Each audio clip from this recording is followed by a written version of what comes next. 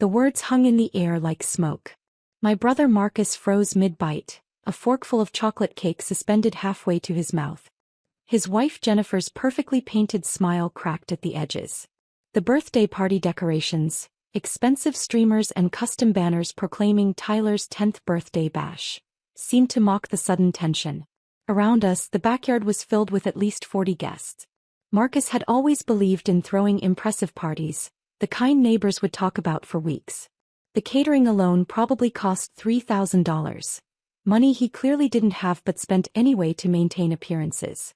"What are you talking about?" Marcus finally managed, his voice losing its confident boom. He set down his fork carefully, as if sudden movements might make this nightmare more real. I pulled the property deed from my briefcase and laid it on the dessert table, right next to the half-eaten birthday cake. The legal document looked official and undeniable under the party lights. County clerk stamps, notary seals, transfer signatures, all properly executed according to state law. My 7-year-old son stood nearby, still holding the cake server, confusion written across his young face. He had been so excited to come to his cousin's party this morning, wearing his best shirt and bringing a carefully chosen gift. Now he looked lost, uncertain why the celebration had turned strange. "The house at 2847 Riverside Drive," I said calmly. 4 bedrooms, 3 baths, built in 2015.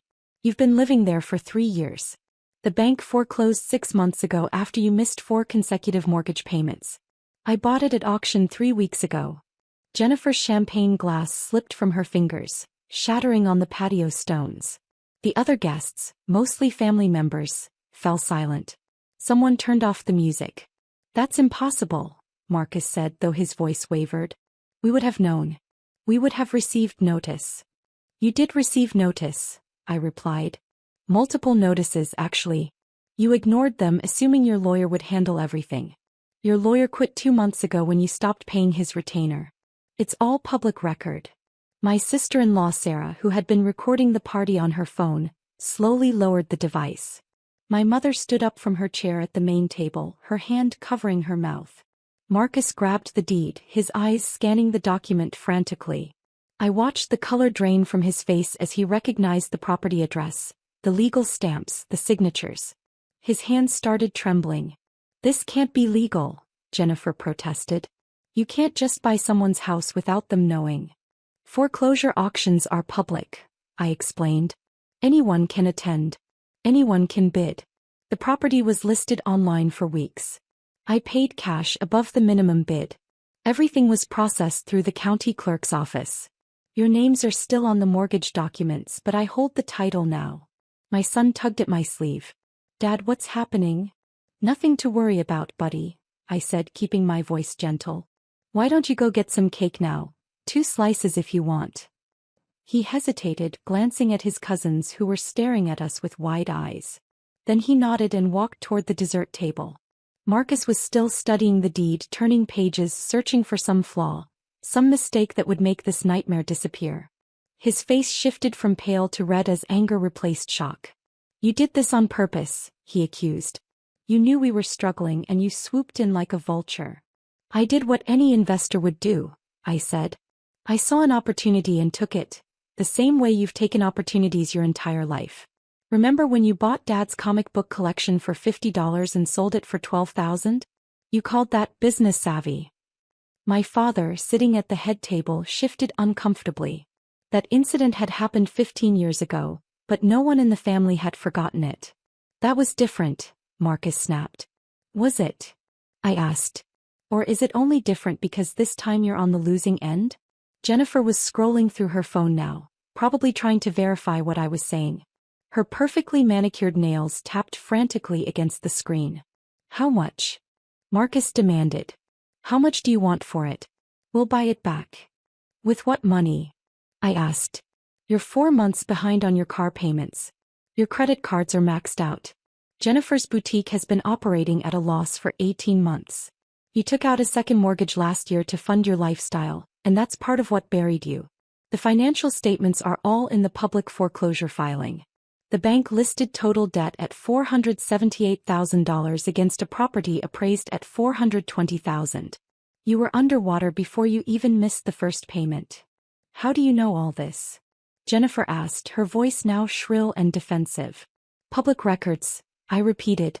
And I have a good financial advisor. When I started looking into properties, your address came up as a foreclosure opportunity. I did my due diligence, what any buyer would do. My mother finally spoke. This is family. You can't do this to family. I turned to her slowly.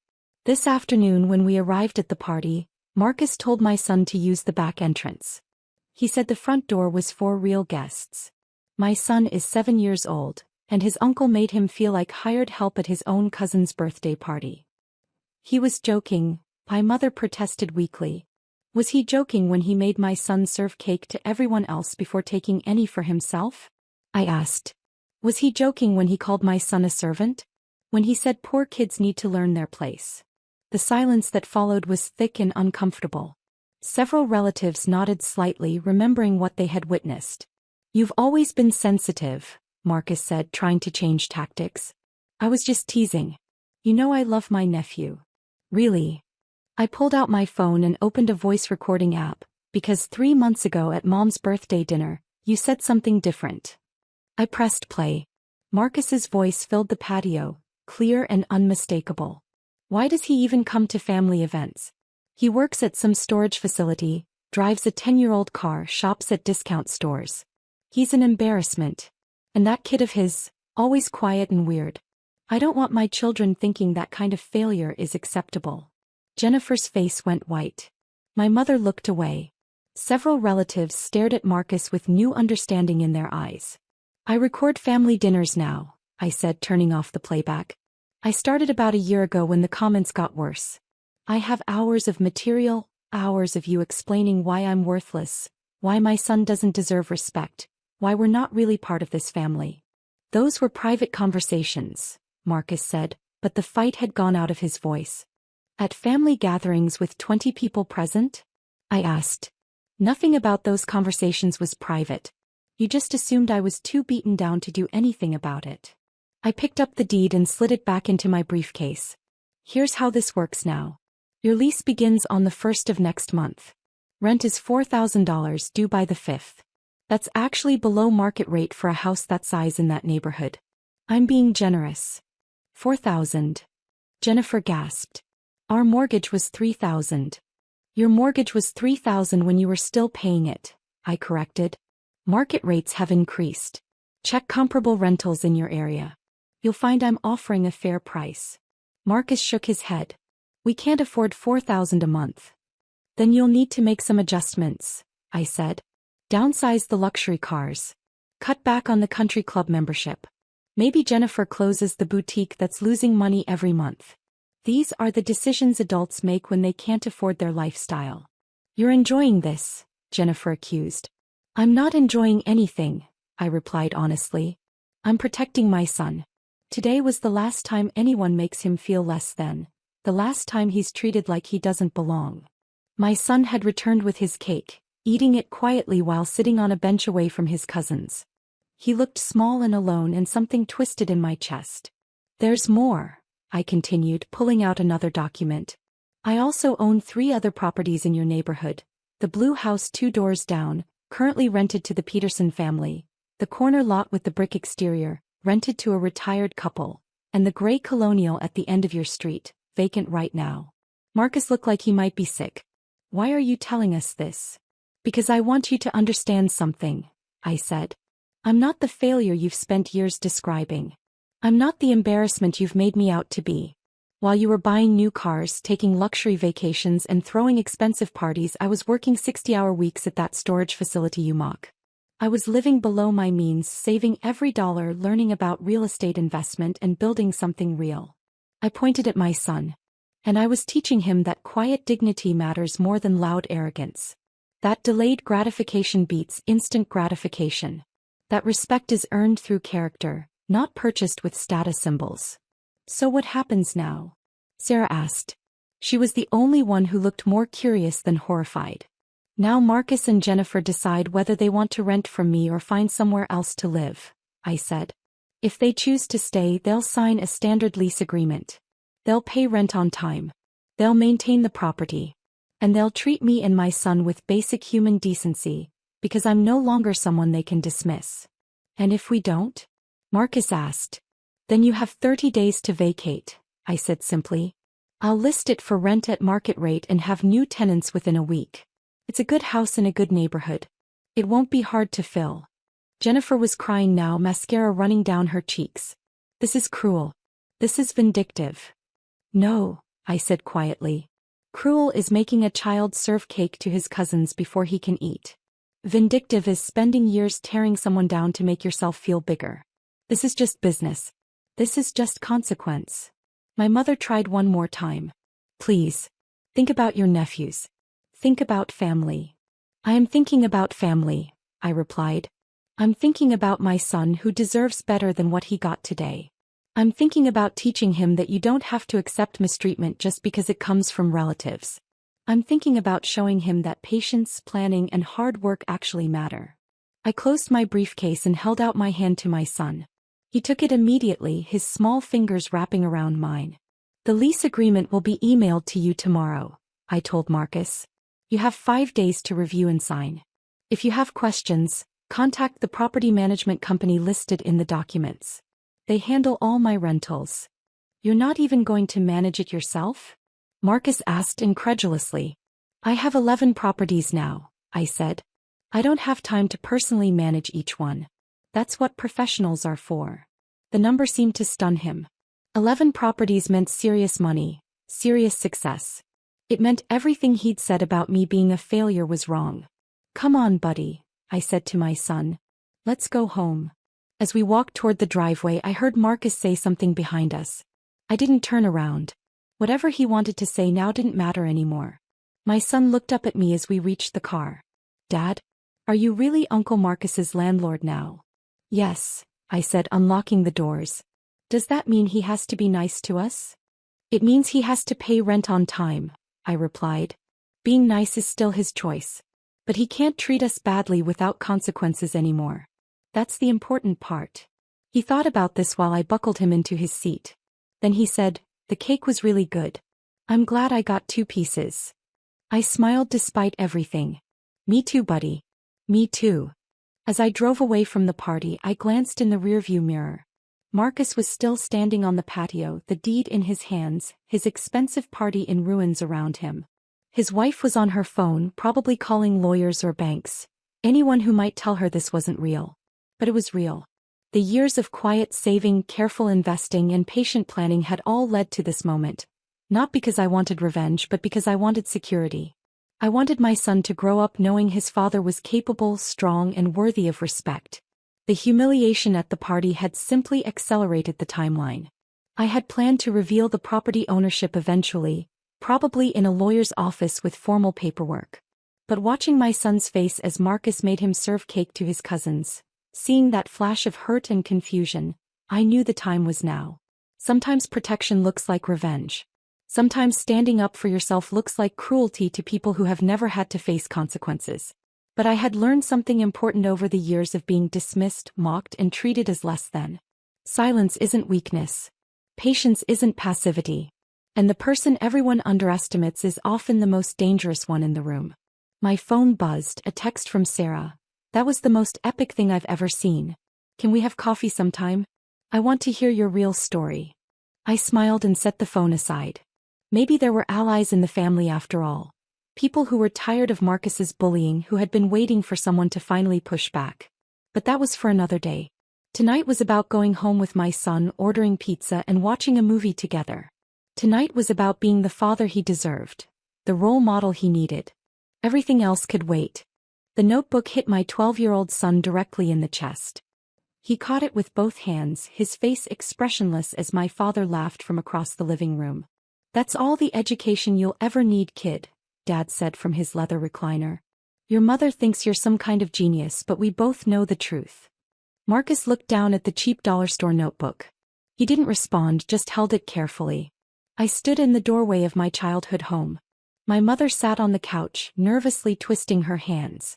My brother David occupied the other chair, smirking at his phone. Sarah, you need to stop filling the boy's head with nonsense, Dad continued. All this talk about special schools. He's average at best. Kept my voice level. Marcus scored in the 99th percentile nationally. Tests don't mean anything, David chimed in. The real world is what counts. Marcus sat down near the coffee table and opened the notebook. He pulled a pencil from his pocket and began writing. See? He doesn't even care, Dad laughed. Probably can't understand half of what we're saying. My mother finally spoke.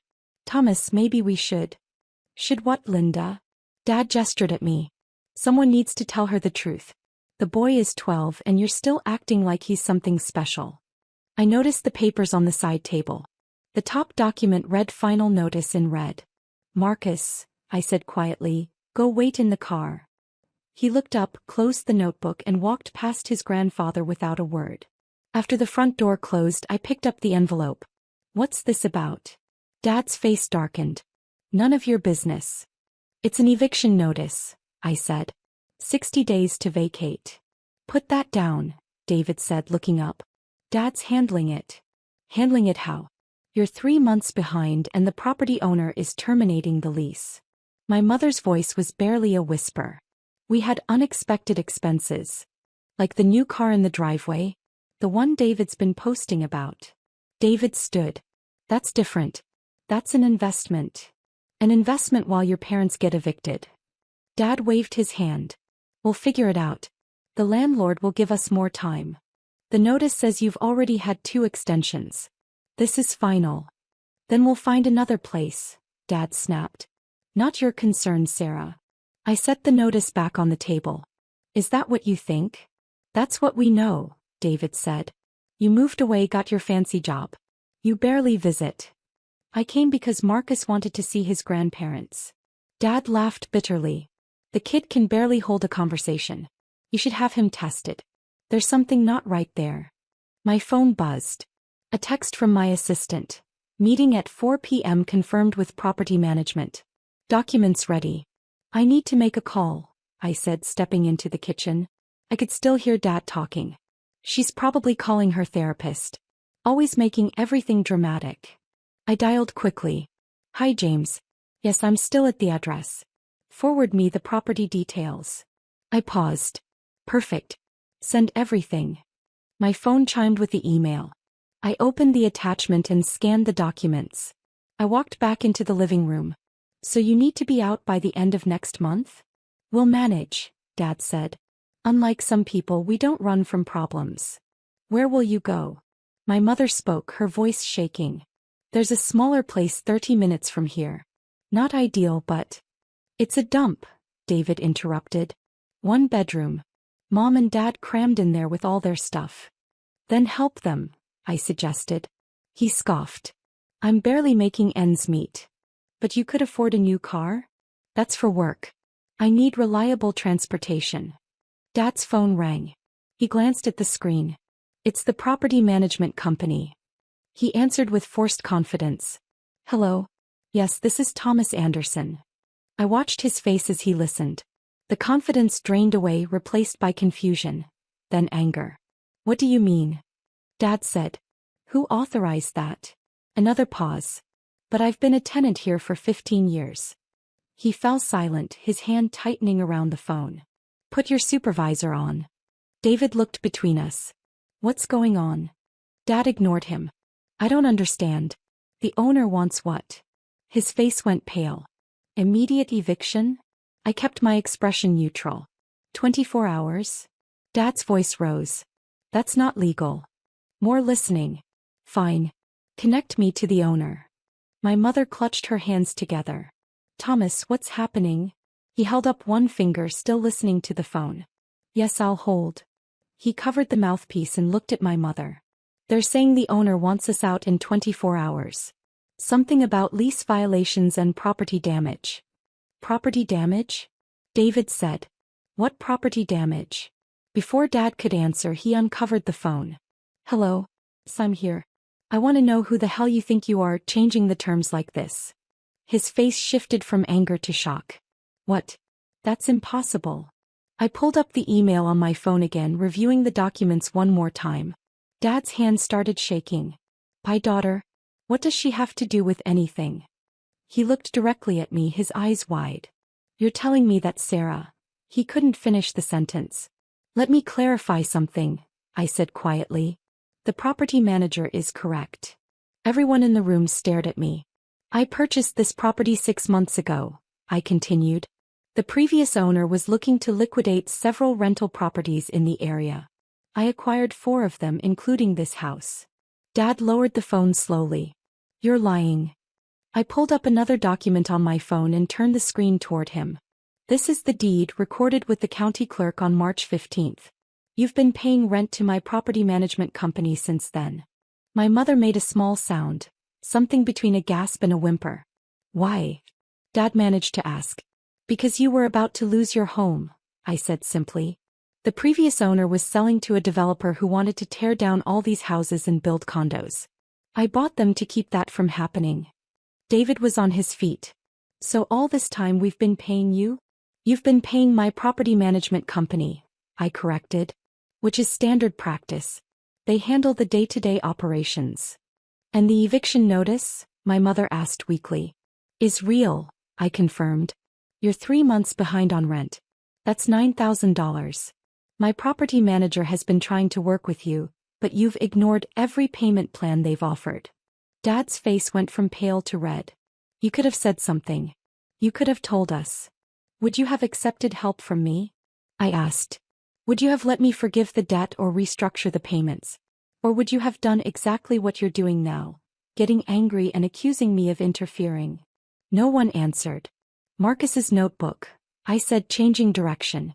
Do you want to know what he was writing in it? I pulled up another image on my phone. Earlier, while Marcus waited in the car, he had sent me a photo.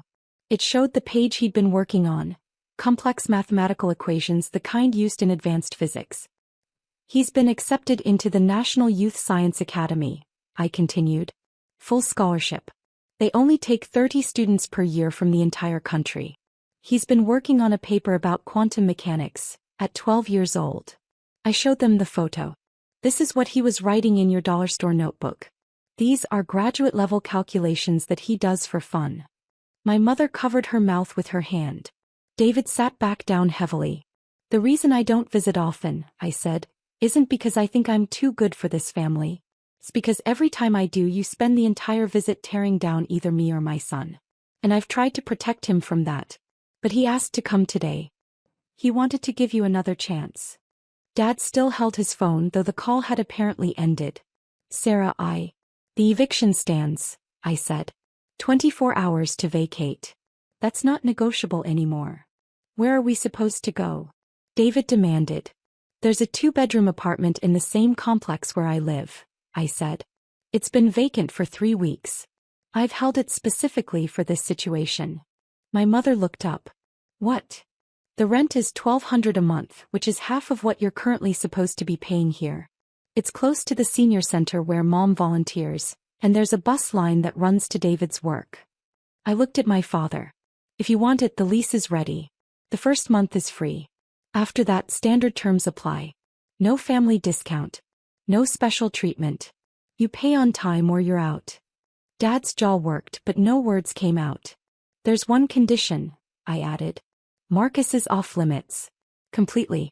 You don't comment on his intelligence, his future, his education, or anything else about him.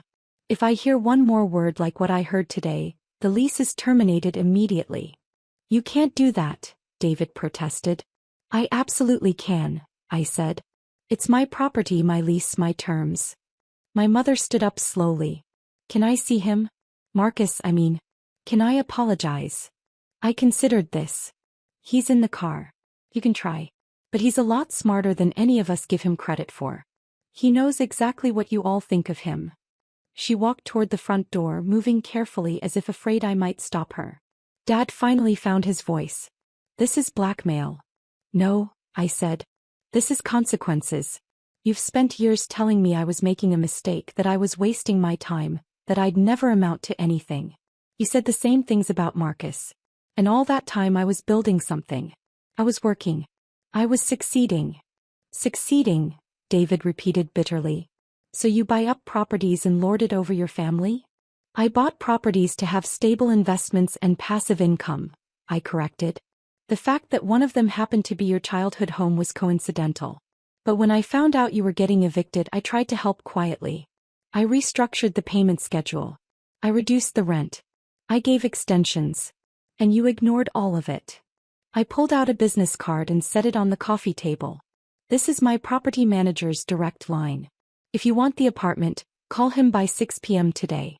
After that, the offer expires and you'll need to find your own solution. Dad picked up the card, looking at it as if it might burn him. I need to go, I said. Marcus has violin practice at 5. Violin? David said weakly. He's been playing since he was 7. He's quite good. But you wouldn't know that because you've never asked. I walked to the front door. Through the window I could see my mother standing next to my car talking to Marcus through the passenger window. He was listening, his face serious. Behind me I heard Dad's voice, quieter now. How much are you worth, Sarah? I paused at the door. Enough that I could have bought this house outright and let you live here rent-free for the rest of your lives. But I knew you'd never accept that. You'd rather lose everything than admit I might be capable of helping. I opened the door and stepped out into the afternoon sun. My mother stepped back from the car as I approached. He's a remarkable boy, she said softly. I'm sorry, Sarah. I'm so sorry. Tell him that, I said. Not me. I got into the driver's seat. Marcus sat quietly beside me, the cheap notebook on his lap. How do you feel? I asked as I started the engine. He thought about it for a moment. Grandpa throws hard. My chest still hurts a little. I meant emotionally. Oh. He looked down at the notebook. Grandma apologized. She seemed like she meant it. That's good. Did you tell them? He asked. About the house? Yes. What did Grandpa say? Not much. He was surprised. Marcus nodded slowly, running his finger along the edge of the notebook. This is actually pretty good paper. Not great but workable. Better than I expected. I smiled despite everything. You want to keep it? Yeah, he said. I think I'll use it for practice problems. The low quality will remind me not to waste space. We drove in silence for a few minutes. My phone buzzed with a text from my property manager. Thomas Anderson just called. Accepted the lease terms. Signing tomorrow morning. They're taking the apartment, I told Marcus. Will things be better now? He asked. I thought about lying, about giving him false hope. But he deserved honesty. I don't know, I said. Maybe. Probably not right away. But at least now they know the truth. That you're successful? That actions have consequences, I corrected. And that underestimating people is a mistake. Marcus opened his notebook again, clicking his pencil. Can we stop for pizza before violin? Absolutely. As we drove away from my childhood home, I glanced in the rearview mirror. My father stood in the doorway watching us leave. He looked smaller somehow, diminished. My phone buzzed again. Another text, this time from my mother. Thank you. For everything. I know we don't deserve it. I didn't respond. Some things didn't need words. Marcus was already absorbed in his calculations, his pencil moving steadily across the cheap paper. Tomorrow he'd be back to his advanced studies, his scholarship applications, his quantum mechanics research. Today he was just a 12-year-old kid who'd been hit with a notebook by someone who should have protected him. But he'd caught it. He'd held on to it. And he'd found a use for it anyway. Maybe that was the real lesson. Not that I'd proven my worth to my family, but that Marcus had learned he didn't need their approval to be exactly who he was meant to be. The notebook sat on his lap, no longer an insult. Just paper, cardboard, and potential. Sometimes that's all you really need. The text came through while I was helping my daughter with her science project. She was 10, focused intently on building a miniature solar panel system for her school presentation. My son, 8, sat nearby reading about marine biology, occasionally showing me pictures of deep-sea creatures he found fascinating. It was a typical Saturday afternoon in our home. Peaceful and productive. Stay away from the family reunion. The message read. Nobody wants you or your poor children there. It was from my older brother, Marcus. Direct. Told. Exactly like him. We had grown up in a household that valued appearances above almost everything else. My parents had built their lives around maintaining a certain image in their social circle. The right cars, the right neighborhood, the right clubs. Marcus had absorbed these values completely, marrying into wealth and spending his weekends at country clubs and charity galas that were more about being seen than about actual charity. I had taken a different path. After college, I started small, buying a struggling duplex and learning property management through trial and error. My parents had called it beneath me. Marcus had laughed openly at family dinners, asking when I was going to get a real career, instead of being a landlord. But I had seen something they hadn't. Real estate, managed correctly with a focus on actual value rather than flash, could build substantial wealth quietly. While Marcus was financing luxury cars and designer clothes to maintain appearances, I was reinvesting profits, expanding slowly and learning the business from the ground up. I set my phone down carefully, not wanting to disturb the peaceful afternoon. My daughter looked up briefly, noticed my expression, then returned to her work. She had learned not to ask about my family anymore. The questions had stopped around her 7th birthday, when I explained why grandparents and uncles never visited. My phone buzzed again. Another text from Marcus. "I'm serious. The family has discussed it. Your lifestyle is an embarrassment. Showing up with kids in discount store clothes would ruin the photos. Mom agrees. Dad agrees. Everyone agrees." I read it twice. The reunion was scheduled for next weekend at the Grandview Resort, about 40 miles from our suburban home. Marcus had sent a group message 3 months ago announcing the dates. I hadn't responded then, simply noting it in my calendar. My son looked over. "Is everything okay?" "Everything's fine," I said, ruffling his hair. "Keep reading." He smiled and returned to his book about octopuses. I walked to my home office, a small converted bedroom where I handled my business affairs. The desk was neat and organized, just a laptop and a few folders. I opened my email and scrolled through recent messages from my property management company. The Grandview Resort. I had purchased it 6 years ago through an LLC, part of a broader investment strategy that had proven remarkably successful. The property had been struggling, mismanaged by the previous owners who couldn't adapt to changing hospitality trends. I had seen potential where others saw risk. The purchase required careful negotiation. The resort sat on prime land but had outdated facilities and a reputation for poor service. I spent months analyzing the market, understanding what travelers actually wanted versus what the previous owners assumed they wanted. The key insight was simple. People valued genuine comfort and excellent service over superficial luxury. I invested in staff training, upgraded the technology infrastructure, renovated rooms with quality materials rather than expensive finishes, and rebuilt the restaurant around local ingredients and authentic cuisine. Within 3 years, the resort was profitable. Within 5, it was one of the highest-rated properties in the region. Nobody in my family knew. They had stopped asking about my work years ago, back when I was building my first businesses. My father had called my entrepreneurial efforts playing around. My mother had suggested I get a real job with benefits. Marcus had been the loudest critic, mocking every venture and every calculated risk. The irony was that Marcus worked in middle management at a company where he complained constantly about office politics and limited advancement opportunities. He made decent money, but most of it went toward maintaining the lifestyle he believed necessary for his status. Meanwhile, I had quietly built a portfolio that generated substantial passive income while giving me time to be present for my children. So I stopped sharing. Stopped attending family dinners where my efforts were dismissed. Stopped trying to explain that the long hours and careful planning were building something substantial. I called the resort manager, a competent woman named Patricia who had been with the property for 4 years. "Patricia, I need you to handle something for me," I said calmly. "There's a family reunion booked for next weekend under the name Marcus Whitmore. I need that reservation cancelled and access restricted." There was a brief pause. "Cancelled completely?" "Yes." "Refund the deposit minus the cancellation fee per our standard policy. Then block any future bookings from that name or associated family members." "Understood. I'll process this immediately. Thank you." I hung up and returned to the living room. My daughter had successfully connected her solar panel to a small LED light. She beamed with pride as it flickered to life. "It works," she exclaimed. "I knew it would," I said. "You're brilliant." My phone rang 20 minutes later. "Marcus." I let it go to voicemail, then listened to the message. "What the hell did you do?" His voice was frantic, angry. "The resort just called and canceled our reservation. They said it came from the owner. Do you know the owner?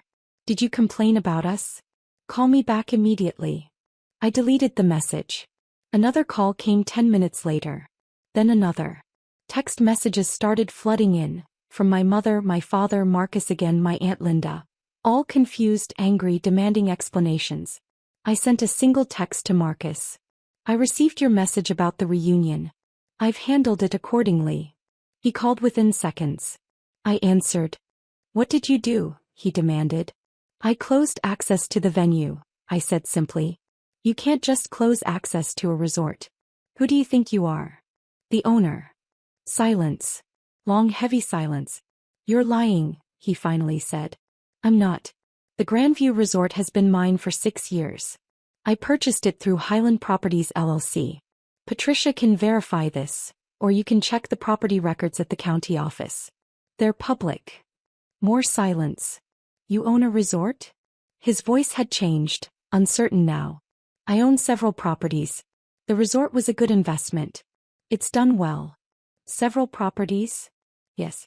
The hotel chain in the downtown district. The conference center on State Street. The vacation rental properties near the lake. The small shopping plaza on Jefferson Avenue. Should I continue? I could hear him breathing on the other end of the line. How is that possible? He asked, his voice smaller now. You drive a 10-year-old sedan. Your kids wear clothes from regular stores. You live in a normal suburban house. Exactly, I said. I drive a reliable car that's paid off. My kids wear durable, comfortable clothes. I live in a house that's the right size for our family and has excellent schools nearby. I don't spend money proving to others that I have money. That's the difference between us, Marcus.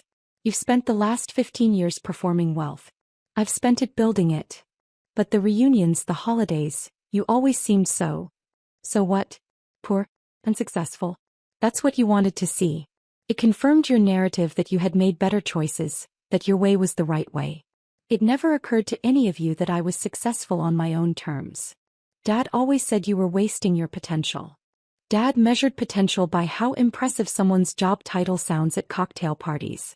I measured it by whether I was building something sustainable and whether I had time for my kids. We had different definitions.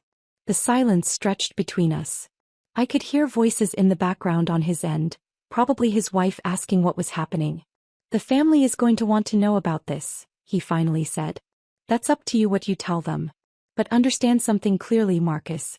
I'm not interested in suddenly being welcomed into the fold now that you know I'm wealthy. I'm not interested in being the success story you parade around to your friends. I made my choices deliberately and I'm happy with them. What I'm not happy with is my children being insulted. Why didn't you tell anyone? He asked. You stopped asking about my work 8 years ago. You called my first business venture a joke. My second one a waste of time.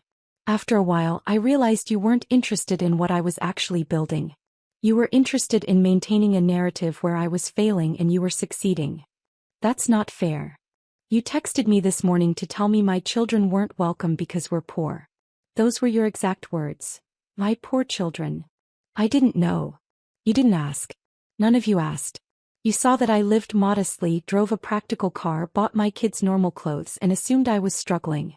It never occurred to you that I simply don't value the same status symbols you do. My daughter appeared in the doorway, holding her science project carefully. Dad, can you help me write the explanation cards? I'll be right there, I told her. Into the phone I said, I need to go. My daughter needs help with her project. Wait, Marcus said quickly. Can we talk about this? The reunion is important. Mom and Dad wanted everyone together. You should have thought about that before excluding my children. I made a mistake. I'm sorry. Are you sorry you said it, or sorry that you were wrong about my financial situation? He didn't answer. That's what I thought, I said. Goodbye, Marcus. I ended the call and turned off my phone. The next morning I received an email from my mother. Subject line, please reconsider. The message was long and apologetic, explaining that Marcus had made a terrible mistake, that the family didn't really feel that way, that of course my children were welcome, that they all wanted me there. I read it carefully, then drafted a response. Mom, I appreciate you reaching out. However, this isn't just about the reunion. For 8 years, You and Dad have dismissed my work, my choices, and my values. You've suggested I was failing because I didn't display wealth the way you expected. You've made my children feel unwelcome at family events because we don't dress in designer clothes or drive luxury cars. This pattern has been consistent and hurtful. The reunion comment was simply the final, clear example of a long-standing problem. I need you to understand that I've been successful by my own definition. I built businesses that employ people, provide services, and generate sustainable income. I've done this while prioritizing time with my kids and maintaining the values I believe in. I don't need your approval anymore, but I do need respect. Until that changes, I think it's better if we maintain some distance. I scented and felt a weight lift. My father called that afternoon. I answered. Your mother is very upset, he said. I understand. She says you own the resort. I do. And other properties? Yes. Why didn't you tell us? Would it have mattered if you didn't believe I had value regardless of my financial status? He was quiet for a moment. That's a fair question. I love you and Mom, I said. But I can't keep subjecting my children to an environment where they're judged for not having expensive things. They're good kids, smart, kind, curious. They deserve better than being called poor as an insult. Marcus was out of line. Marcus was clear. He said the family discussed it. That suggests this wasn't just his opinion. Another pause. We may have had conversations about appearances. About wanting things to look nice for the photos. There it is, I said quietly. I think we owe you an apology. A real one. I think you do too. But apologies need to come with changed behavior. I'm not interested in one conversation where everyone says sorry and then returns to the same patterns. That's fair, he said. Can I ask you something? Of course. Are you happy? With your life, your work, your choices? The question surprised me. Yes. Very happy. My kids are thriving. My businesses are stable. I have time for the things that matter to me. I'm exactly where I want to be. Then I think we've been looking at this all wrong, he admitted. We measured your success by our standards instead of yours. That's a good realization, I said. Could we try again? Maybe not the reunion, but something smaller.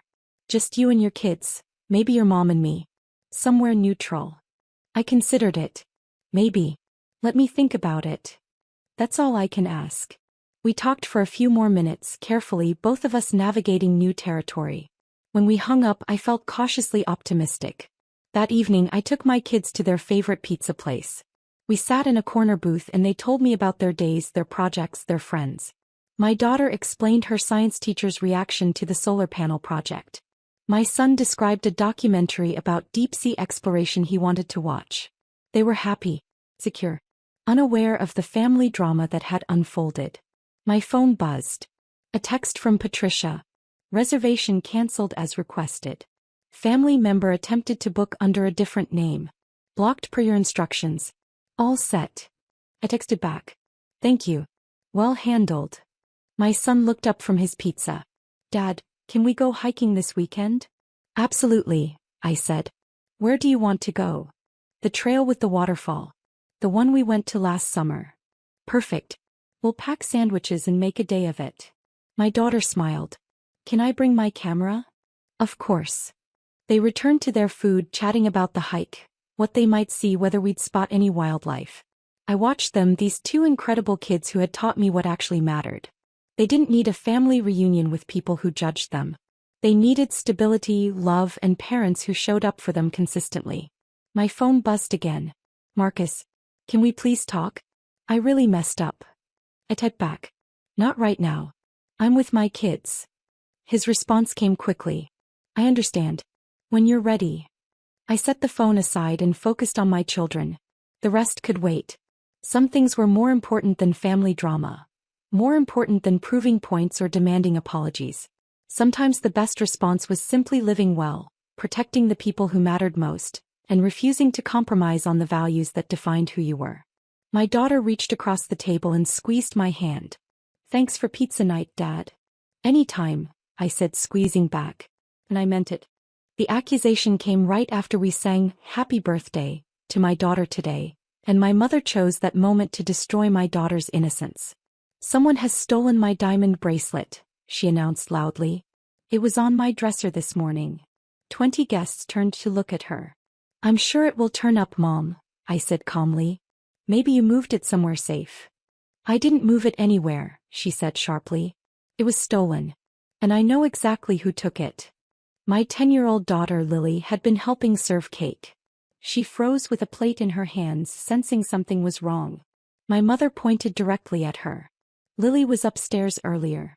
Alone. In my bedroom. The room went completely silent. Lily's face drained of color.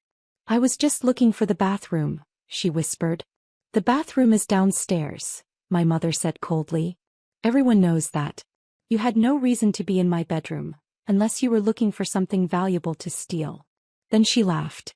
Not a real laugh, but a sharp, cruel sound that showed she was enjoying the moment. Lily started shaking. The plate slipped from her hands and shattered on the floor. She didn't even seem to notice. My sister Emily looked uncomfortable but said nothing. My brother David stared at his phone. My father shifted in his chair, his face uncertain. Mom, that's a serious accusation, I said quietly. It's a serious theft, she replied. That bracelet is worth $15,000. I want it back. Now. Lily's eyes filled with tears. I didn't take anything. I promise. I was just looking for the bathroom and I got confused about which door. Then you won't mind if we search your bag, my mother said. She was already moving toward Lily's small backpack by the door. Stop, I said, not loudly but firmly enough that my mother actually paused. Excuse me.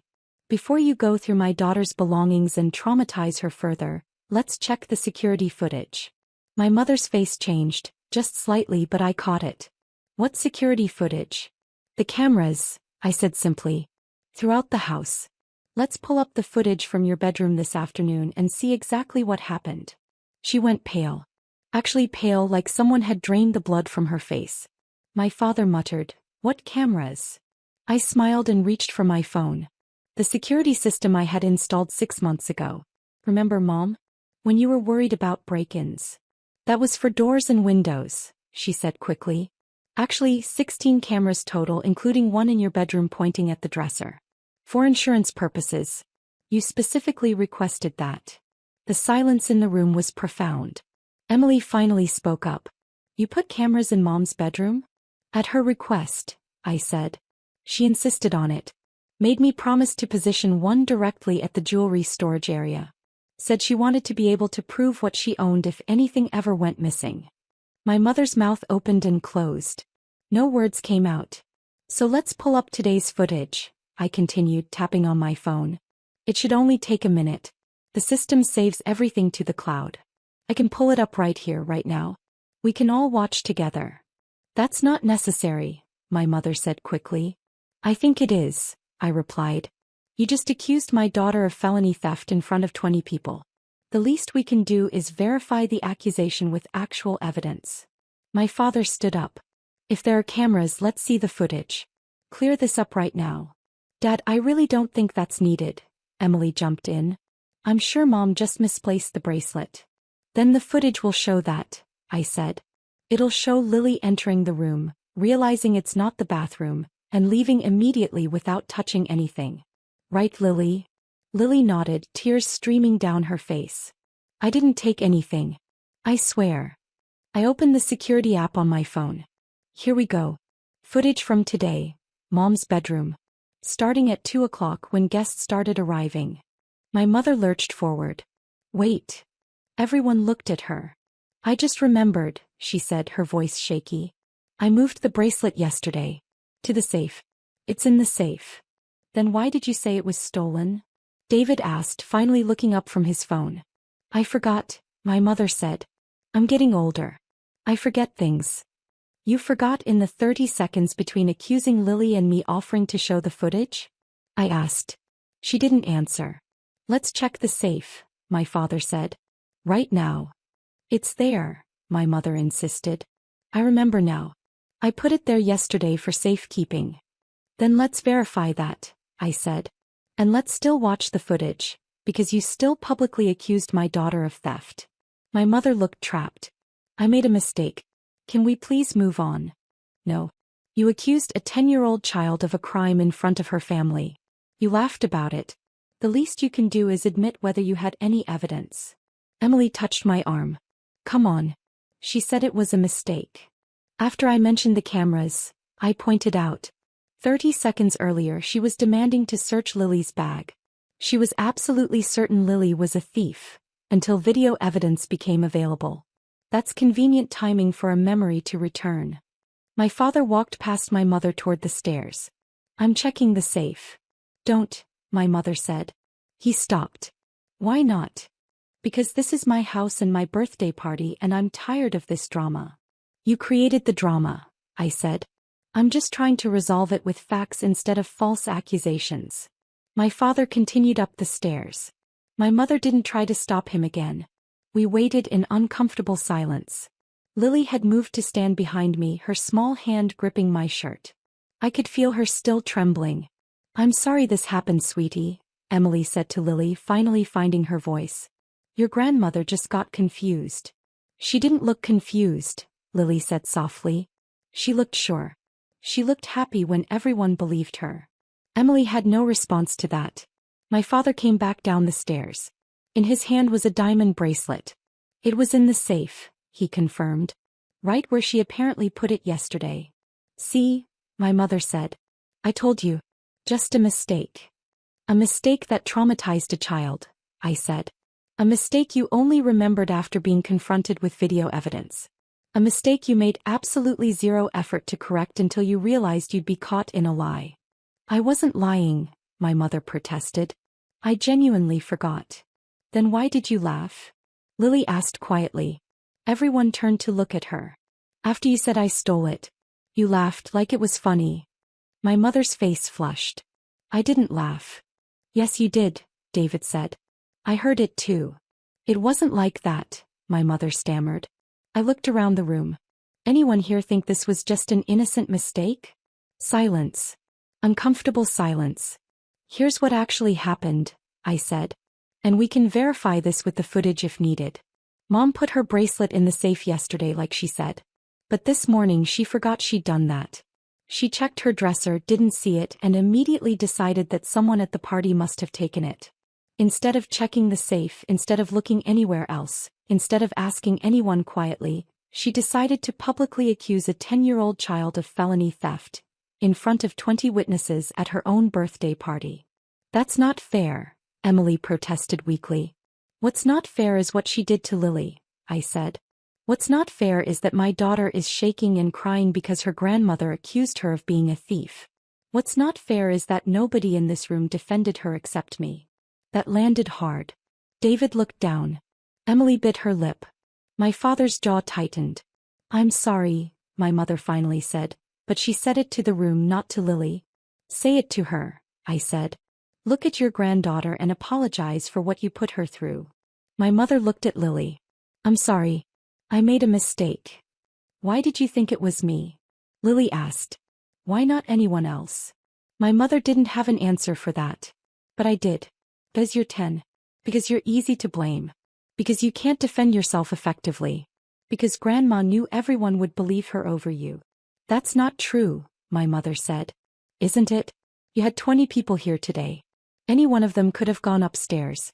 But you specifically targeted the only child in the room, the one person who couldn't fight back. My father set the bracelet on the coffee table with more force than necessary. This needs to stop. Now. It stopped the moment I mentioned the cameras, I said.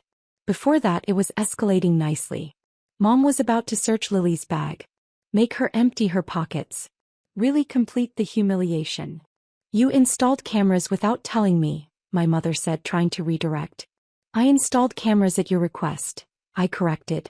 I have the text messages where you asked for them, where you specifically requested bedroom coverage for the jewelry, where you thanked me for finally making you feel safe. Should I pull those up too? She said nothing. Here's what happens now, I said. Lily and I are leaving. We're going home. You can continue your birthday party without us. Don't be dramatic, Emily said. I'm not being dramatic. I'm protecting my daughter from someone who just demonstrated they're willing to publicly destroy her reputation over a bracelet they misplaced. She apologized, David pointed out. After being caught. That's not the same thing. I took Lily's hand and headed for the door. Behind me, I could hear my mother starting to cry, Emily rushing to comfort her, David suggesting we all calm down. My father caught up with us at the car. Wait. I turned. What? Your mother has her faults. But she's still your mother. Still Lily's grandmother. And she just accused Lily of being a thief, in front of everyone without a shred of evidence, because she was too lazy to check the safe before destroying a child's reputation. She's 75, he said. She forgets things. She remembered the moment video evidence came up. Her memory works fine when she's cornered. He sighed. What do you want me to say? Nothing. I don't want you to say anything. I wanted you to defend Lily when it happened. I wanted someone, anyone, to stand up and say, maybe we should verify this before accusing a child of a crime. Nobody did that. So now Lily knows that when things get bad, her family won't protect her. Her mother will, but her family won't. That's not fair. Neither is what happened in there. I opened the car door for Lily. Tell Mom happy birthday. We won't be at the next family gathering. Or the one after that. Or any gathering where Lily might be subjected to false accusations and public humiliation. You're overreacting, he said. Am I? Because from where I'm standing, I'm reacting exactly appropriately. Someone attacked my child. I defended her. That's what parents do. I got in the car and drove away. In the rearview mirror, I could see my father standing in the driveway looking lost. Lily was quiet for several minutes. Then she asked, Are we really not going back?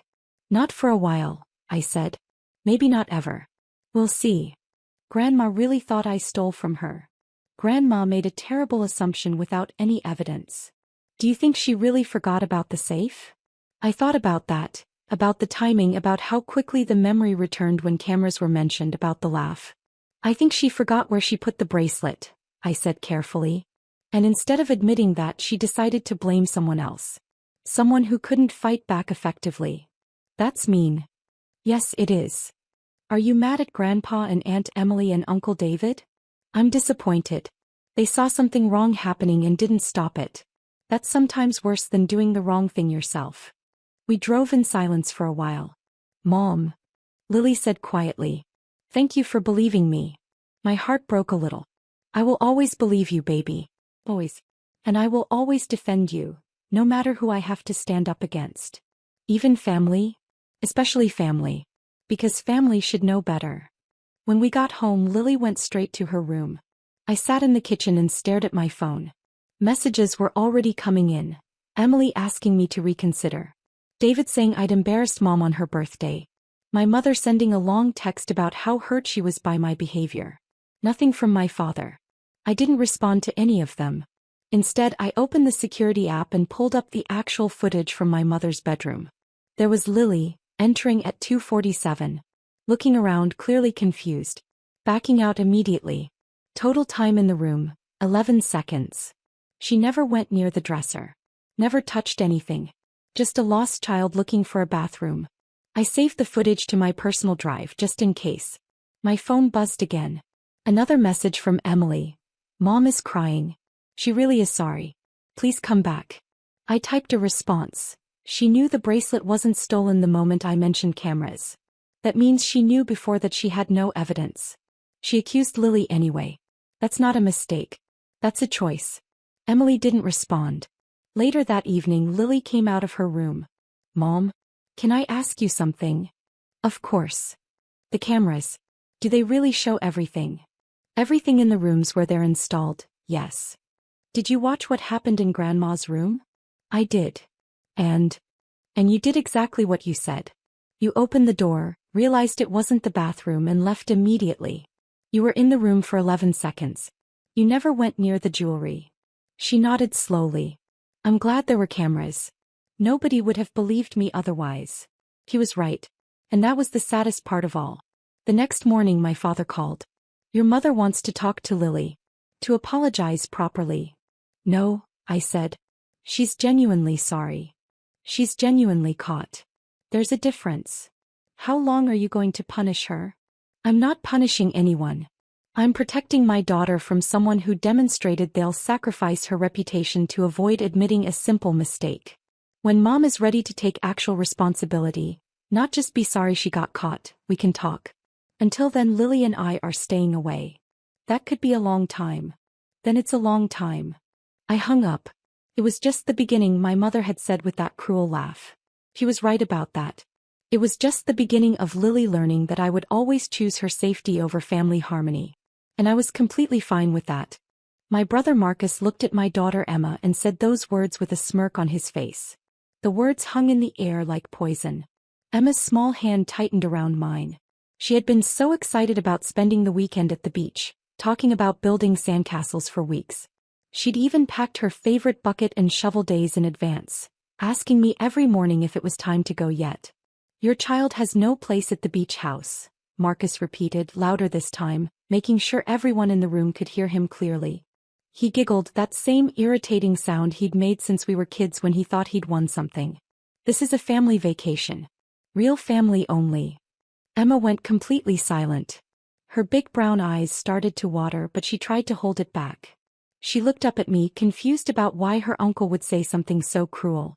My mother stood in the kitchen doorway, pretending to be busy with her phone. My sister Jennifer sat on the couch, suddenly very interested in her wine glass. Marcus's wife nodded in agreement, adding fuel to the fire. She's adopted, right? Marcus continued. So technically she's not really part of the bloodline. The beach house has always been for blood relatives only. I felt Emma's hand trembling in mine. She was trying so hard not to cry in front of everyone. That's when something inside me shifted. Not anger. Just clarity. No beach house then, I said calmly. I'll cancel everything. Marcus froze mid-laugh. His smile got stuck on his face like someone had pressed pause. My mother's head snapped up from her phone. Are you serious? She whispered. I smiled and didn't say anything. I pulled out my phone and started typing. Wait, what do you mean cancel? Jennifer finally spoke up, her wine glass forgotten. The reservations, I said simply. The whole weekend. Consider it cancelled. Marcus recovered his composure and laughed again, but it sounded forced this time. You can't cancel our family vacation. Stop being dramatic. Watch me, I said. I picked up Emma and headed toward the door. Hold on, my mother called out. Let's not be hasty. Marcus was just joking around. It didn't sound like a joke to Emma, I said. And I don't think children should be the target of adult cruelty, joke or not. Marcus rolled his eyes. Oh please. You're really going to make a scene because I stated a fact? The beach house belongs to the family. Real family. You're absolutely right, I agreed. It does belong to family. Something in my tone made Jennifer sit up straighter. Marcus's wife whispered something to him, but he brushed her off. So you understand then, Marcus said. The beach house is for us. You can still come, obviously. Just maybe find somewhere else for the kid to stay during our vacation. Emma buried her face in my shoulder. I could feel her tears soaking through my shirt. I understand perfectly, I said. I'll make the calls right now. My mother stepped closer. Sweetheart, maybe we should all calm down and discuss this like adults. There's nothing to discuss, Mom. Marcus made his position clear. Emma isn't welcome. So nobody's welcome. That's not what he meant, Jennifer tried to mediate. He just thinks maybe Emma would be more comfortable somewhere with other kids. You know how boring the beach house can be for children. She seemed pretty excited about it until 5 minutes ago, I said. Marcus checked his watch dramatically. Look, I don't have time for this emotional manipulation. We're supposed to leave tomorrow morning. I've already taken time off work. The kids are packed.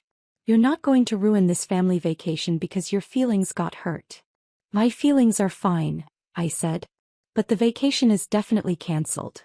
You can't just cancel it, Marcus insisted. Who do you think you are? I didn't answer. Instead, I sent the first message on my phone. Within 30 seconds, my phone rang. I answered it on speaker. Ms. Peterson, this is Thomas from Coastal Property Management, the voice said. I just received your message about the reservation. You want to cancel the entire booking for this weekend. That's correct, Thomas, I said calmly. Cancel the entire booking effective immediately. All access codes should be deactivated immediately. Tonight, actually. The room went very quiet. Marcus's mouth opened slightly. Jennifer set down her wine glass with a shaky hand. But ma'am, your family has been planning this trip for months, Thomas said, his voice concerned. The property has been blocked off specifically for your guests. Are you absolutely certain about this decision? Completely sure. Deactivate all access codes by tonight. Nobody enters the property this weekend. Understood. I'll process the cancellation right away. The security system will be updated within the hour. I hung up. Marcus stared at me. What was that? The cancellation you didn't think I could make, I said. Wait, Jennifer said slowly. Coastal Property Management. That's the company that manages the beach house. Yes, I confirmed. My mother's face had gone pale. How do you have their number? I have all their numbers, Mom. Direct lines, actually. Marcus shook his head. This doesn't make any sense. Are you saying you called the management company? So what? They don't take orders from you. Actually, they do, I said. They take orders exclusively from me. The silence in the room was profound. What are you talking about? Marcus demanded. I shifted Emma to my other hip. She had stopped crying and was watching the adults with confused interest. The beach house, I said simply. I own it.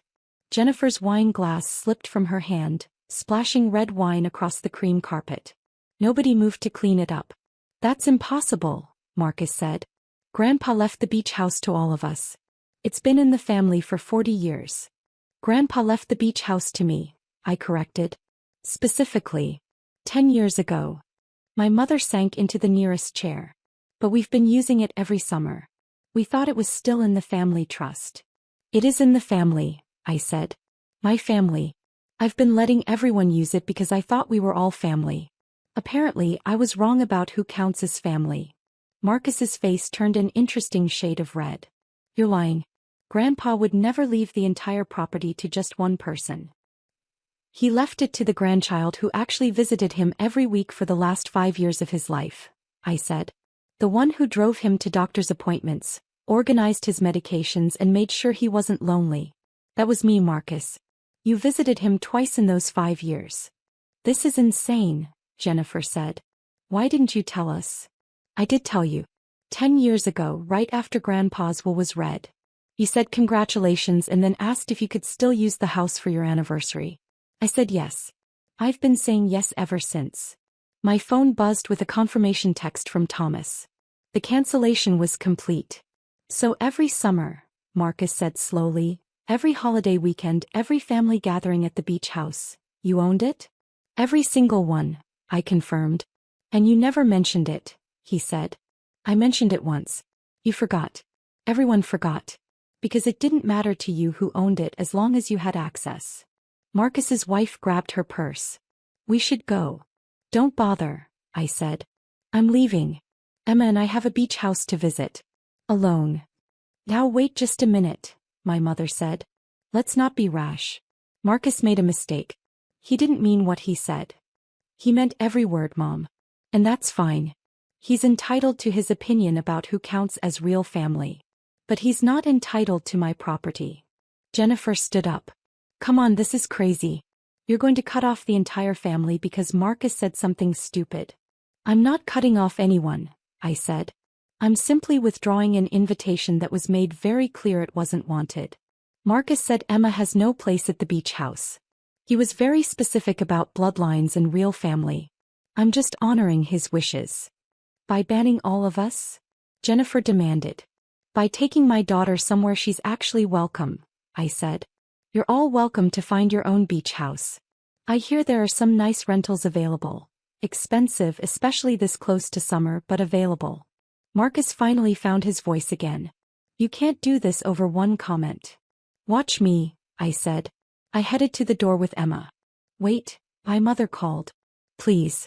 Let's talk about this. I turned back. There's nothing to talk about, Mom. For 10 years I've shared my property with this family free of charge. I never asked for maintenance contributions, never charged for utilities, never limited your access. The only thing I ever asked was that we treat each other with respect and kindness. We do, my mother protested. Really? Because your son just told my daughter she doesn't belong in our family in front of everyone. And nobody said a word to defend her. Nobody told him he was wrong. You all just sat there. The truth of that statement hung in the air. Emma whispered in my ear, "Can we still go to the beach, Mommy?" "Absolutely, baby," I said loudly enough for everyone to hear. "We're going right now. Just us." My phone buzzed again. Another message from Thomas. "Security codes updated. New codes sent to your private email. Have a wonderful weekend, Miss Peterson." "The codes are changed," I announced. "If anyone shows up at the beach house this weekend, the police will be called for trespassing. Thomas is very good at his job." Marcus slumped onto the couch, his earlier confidence completely gone. "This is unbelievable." "What's unbelievable is that you thought you could insult a 6-year-old child and still expect to enjoy her mother's property," I said. Jennifer's phone rang. She looked at the screen and then at me with wide eyes. "It's my husband. He just got to the beach house with the kids. The codes aren't working." "They won't work," I confirmed. "Not this weekend. Not next weekend. Not until I decide otherwise." "You're really doing this," my mother said softly. "I really am," I agreed. "Emma and I are going to have a wonderful weekend at the beach. Building sandcastles, collecting shells, maybe having ice cream for breakfast. You know, enjoying family time." I opened the door. Emma waved shyly at everyone over my shoulder. Nobody waved back. They were all too shocked. "One more thing," I said before leaving. "The beach house isn't just for this weekend. It's mine year-round. Every holiday, every summer, every long weekend. I've been generous with access because I loved having family there." Past tense. Marcus stood up. "How long are you going to punish us for this?" "I'm not punishing anyone," I said. "I'm just being clear about boundaries. Emma isn't welcome? Fine. Then nobody's welcome. It's really that simple." "So we're just banned forever?" Jennifer asked. "Forever is a long time," I said. "Let's start with indefinitely and see how that goes." I closed the door behind me and walked to my car with Emma. She was quiet until we were buckled in. "Mommy, do you really own the beach house?" she asked. "I really do, sweetheart." "And Uncle Marcus didn't know?" "He forgot. A lot of people forgot." "Are they mad at us?" "They're not mad at you, baby. They're mad at themselves." As we drove away, my phone started buzzing with calls and texts. Marcus, Jennifer, my mother, even my father, who'd been conveniently absent during the whole scene. I let them all go to voicemail. Emma looked out the window at the passing scenery. "Are we still going to the beach house?" "We absolutely are," I promised. "Just us. Just us. Is that okay?" She thought about it for a moment, then smiled. "That sounds perfect, Mommy." And it was. We spent the entire weekend at the beach house. Emma built the biggest sandcastle she'd ever made. We had ice cream for breakfast on Saturday. We watched the sunset from the deck both nights. We collected so many shells that we had to find an extra bag for the drive home. My phone kept buzzing the entire weekend. Messages from Marcus apologizing, texts from Jennifer trying to mediate, voicemails from my mother asking me to reconsider. Even Marcus's wife sent a long message about family forgiveness. I responded to none of them.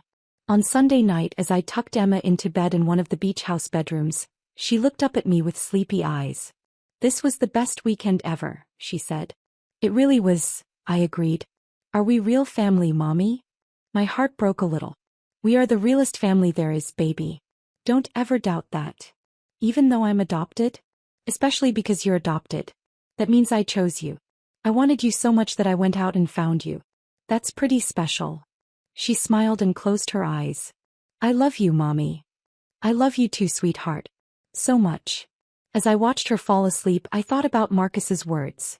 About bloodlines and real family, about who belongs and who doesn't. Then I thought about the beach house, sitting empty most of the year while I let my family use it whenever they wanted.